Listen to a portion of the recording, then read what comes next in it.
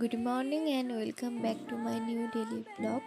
আজকে সকাল থেকে তো ঝমঝমিয়ে বৃষ্টি, রীতিমতো আমার তো বজ্রঘাতের আওয়াজ শুনেই আজকে ঘুম ভেঙেছে।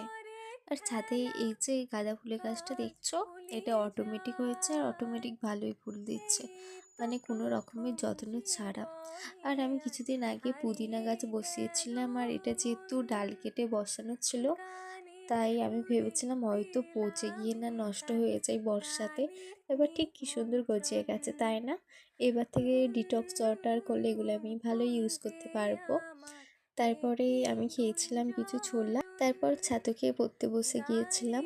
আর আজকের মোটামুটি রাখিগুলো সব কমপ্লিট করে নিয়েছিলাম, শুধু এবারে প্যাকিং করে ডেলিভারিগুলো দিতে হবে। আর আজকে যা ঝমঝমে বৃষ্টি পড়ছে, দূরেরগুলো তো দেওয়াই হবে না।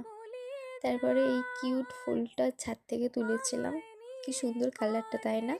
তারপর আর একটা সকালে চকলেট বক্সের অর্ডার ছিল, ওটাই প্যাকিং করছিলাম। এটা ছিল অনেকগুলো ফ্লেভার চকলেট, আর দুটো বোন অর্ডার করেছিল হ্যাপি রাখি দুটো চকলেট বার।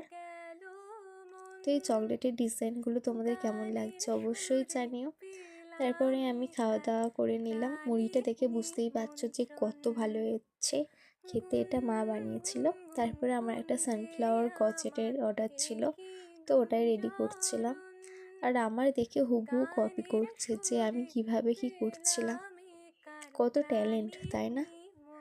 তারপর এটা ছিল আমার সানফ্লাওয়ারের ফাইনাল লুক।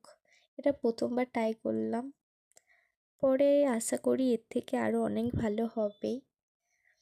তো রীতিমতো আমি কোনোদিন লাঞ্চ এর ফটো তুলতেই ভুলে যাই, কিন্তু আজকে আমি ঠিক মনে করে লাঞ্চটা তুলেছি, কিন্তু নিরামিষ ছিল, কি আর করা যাবে। তারপরে যে অর্ডারগুলো ডেলিভারি দেবো ওগুলোই প্যাক করে নিয়েছিলাম। আর আজকে সকালে যেহেতু নিরামিষ খেয়েছি, ওই জন্য রাতে আজকে চিকেন আর রুটি।